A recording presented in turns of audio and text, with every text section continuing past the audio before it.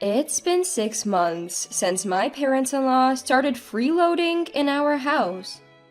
We were told it would be temporary, but they show no signs of leaving.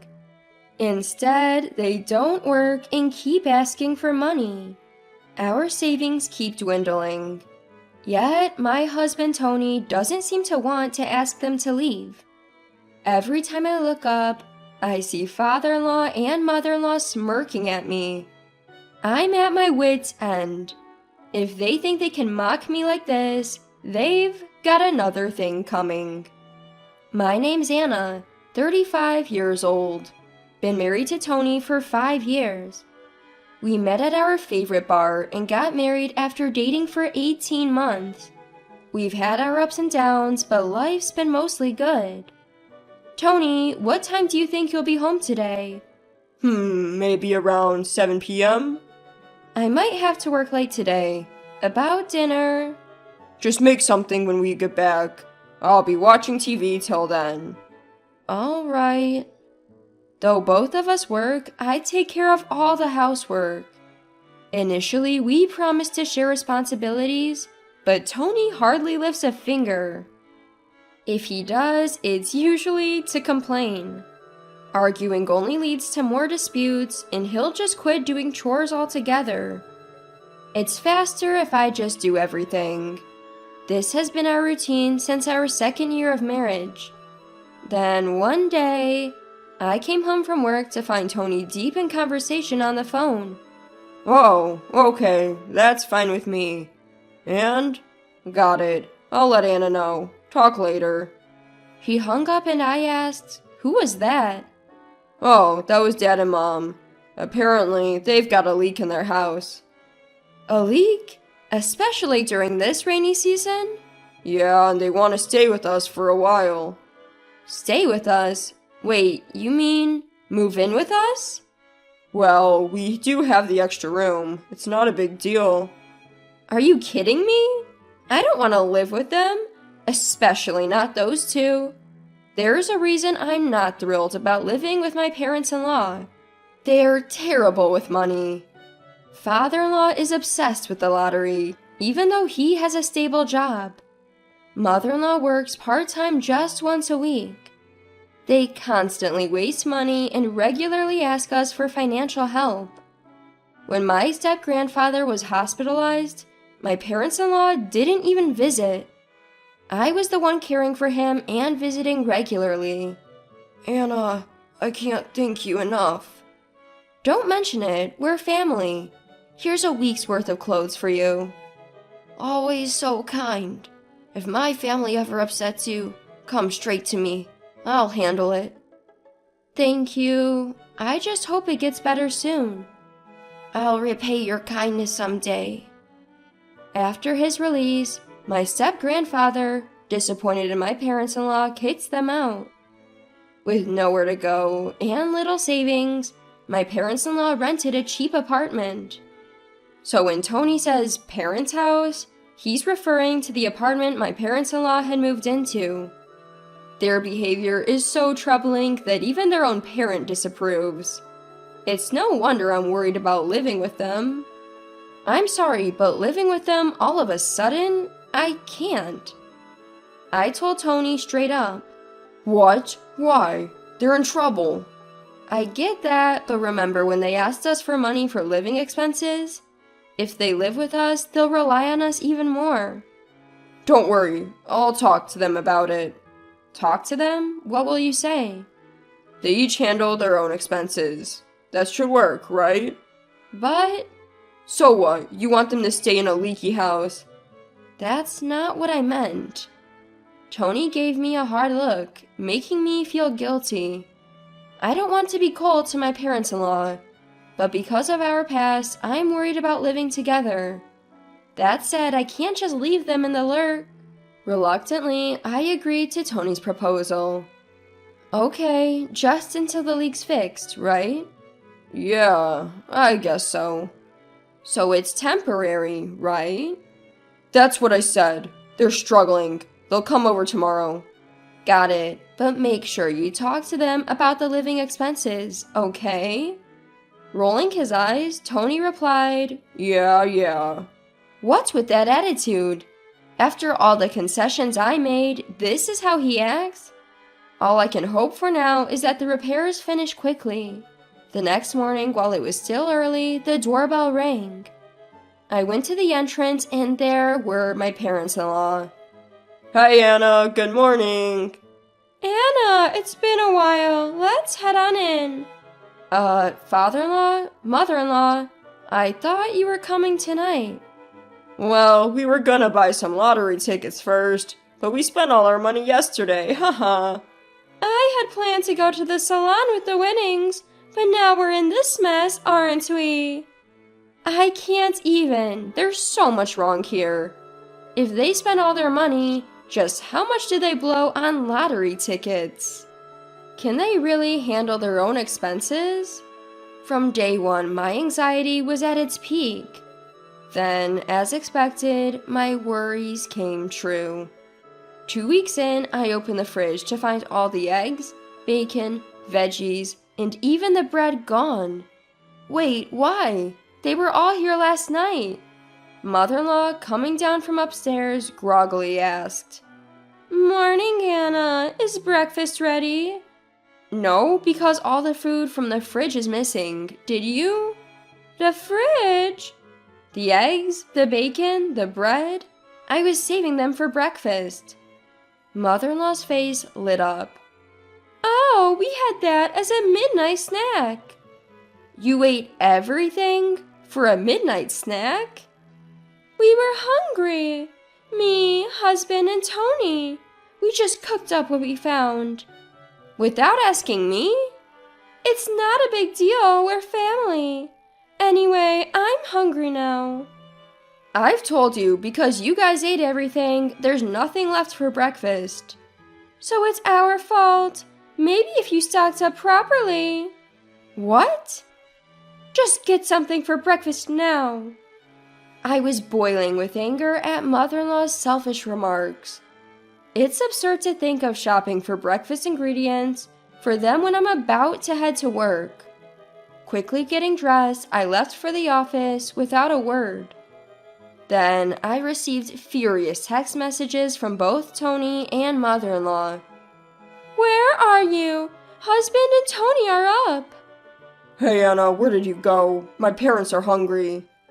"You didn't go to work, did you? What about our breakfast?" "Anna, don't ignore Mom's messages. That's rude." My phone buzzed continuously with a stream of pointless messages. Of course, I didn't reply and ignored all of them. When I got home, Tony and my parents-in-law were there, arms crossed, visibly upset, waiting for me. Tony, with a furious expression, began to speak. "Anna, what the hell?" "What?" "Not what. Dad and Mom were starving." "Because you guys ate everything. Also, wasn't the deal that we'd all pitch in for living expenses? Yet, I'm paying for everything." "Stop making a fuss every time. So uncouth." "It's not a fuss. It's important. And the living expenses, that was your idea." "Enough. I'll cover Dad and Mom's expenses. Just do the housework. Got it?" After yelling at me, Tony stormed off to the living room. My parents-in-law just stood there, smirking at my expense. Why am I the one getting blamed for everything? This whole mess started because of them, not me. From that day on, their condescending attitudes towards me only grew. Holding back my bubbling anger, I somehow managed each day. One day, 6 months after living with my in-laws, I decided to check our joint bank account for the first time in a while, and was utterly shocked by what I saw. What? What's going on? Almost $20,000 is missing. Incredibly, the balance was significantly lower than the last time I checked. Not only were there direct withdrawals, but there were also traces of transactions from the debit card that Tony uses. I quickly confronted Tony.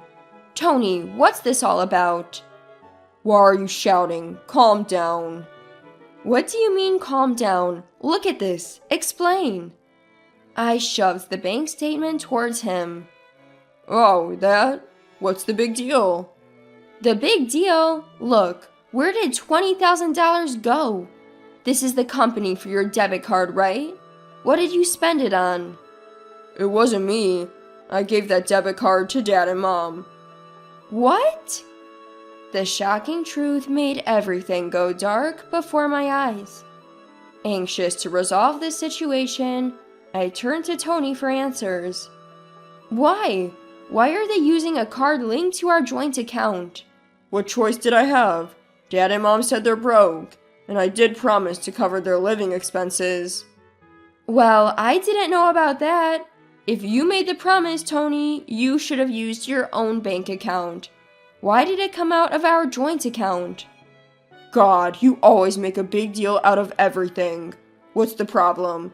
Dad and Mom are family to you too, aren't they? I was fed up with Tony conveniently using the family card. All the emotions I held back came flooding out in this crucial moment. I've had enough. Just because they're family doesn't mean they can do whatever they want. That account has half my savings. Half of it is mine too, right?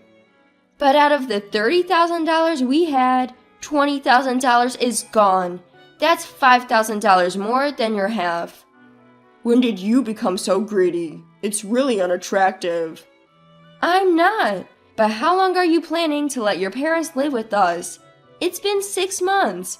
The roof repair should have been done long ago. Raising my voice, I stared Tony down, but his reply was simple. Repairs? Oh, you mean their place. They gave that up, haha. Wait, gave up? They said this place is cozy and didn't want to waste money on repairs, so they terminated their apartment lease. Looks like we'll be living together from now on. This has to be some sort of joke. I didn't agree to this. Who cares what you think? They're family. You're just the daughter-in-law. Just sit down, be quiet, and obey. My body felt a rush of anger, unlike anything I'd ever experienced. Is that how they see it? That I'm the villain here? Well, if that's how they want to play it, I won't hold back. Not anymore. Determined to get revenge, I called a certain individual, asking him to come over. A few hours later, Tony's grandfather, actually his step-grandfather, arrived in response to my call. Seeing the step-grandfather, Tony and his parents were visibly shaken. Grandfather, why are you here? Cutting Tony off, the step-grandfather spoke up. What do you think you're doing? Anna told me everything. Grandfather, why are you here so suddenly? Anna told you. We didn't do anything. Shut up, Tony. How can you, her husband, not protect Anna from these idiots? Ah! You too. What kind of parents are you to act like this? At the sharp glare from the step-grandfather, Tony's parents trembled. Dad, you don't understand. There's a reason. No, father-in-law. Anna is just making things up. Just making things up? You've been spending Anna's savings without asking? Calm down, Dad. Our apartment had a leak, so we... That's right. We only planned to stay until the repairs were done, right? Anna says you left the apartment without telling her. Should I contact the realtor to confirm? Dad, wait. It's not like that. What? Got a problem? Frustrated, the step-grandfather said, You all better quit it. You might think everything goes your way because I'm not there, but you're mistaken. I'm glad I exchanged contacts with Anna for times like this. Dad and Anna exchanged contacts? When? Shut it. You realize how generous Anna's been until now? Yes, we're sorry. Listen, if you ever bother Anna again, I won't hold back. I'll cut ties with all of you and expose your disgrace to our whole family. Do you understand? Yes, we get it. We won't do it again. Please forgive us. With tears in their eyes, Tony's parents begged, and the step-grandfather drove his point home. Pay back every cent of Anna's money within a month. If not, I'll sever our ties. And Tony, from now on, I'll live here with you. Got any objections? Live here? With you? Got a problem with that? Speak up, Tony. No, not at all. With the step-grandfather's words, Tony and his parents were terrified. Afterwards, Tony's parents were kicked out by the step-grandfather, who then took on the role of a guardian and moved into our home. It seems the father-in-law and mother-in-law rented a cheaper apartment and are now working their tails off to repay the money they owe me. The father-in-law can no longer live the lavish lifestyle he once enjoyed from a lottery win, and the mother-in-law has had to increase her part-time work to 5 days a week. Without the luxury of spending freely, they must be struggling significantly. On the other hand, ever since the step-grandfather started living with us, Tony has completely stopped making demeaning remarks towards me. If he even tries to complain about me, the step-grandfather quickly reprimands him. Tony, don't act superior in front of Anna. Grandfather, that's not it. I heard you talking back to Anna. I'm sorry, I won't do it again. If you dare do it again, you'll face the same fate as those idiots. Please spare me. From then on, Tony began helping with chores, easing my workload. Thanks to that, my stress lessened, and I could focus on my job. Step-grandfather, thank you so much. It's nothing. Remember, when I was hospitalized 5 years ago, you were the only one who visited. It meant a lot, especially since you had just married. It was just the right thing to do, as family. That's how I feel too. I just wanted to help my troubled family. Step-grandfather. I can't thank the step-grandfather enough for rescuing me from this situation. I hope to support him in any way I can in the future.